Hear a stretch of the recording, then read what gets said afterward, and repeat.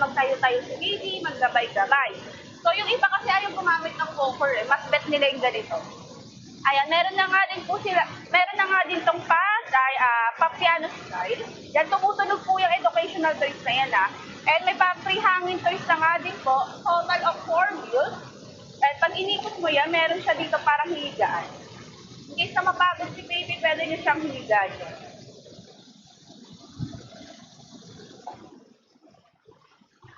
Ayan, next type kay number 3.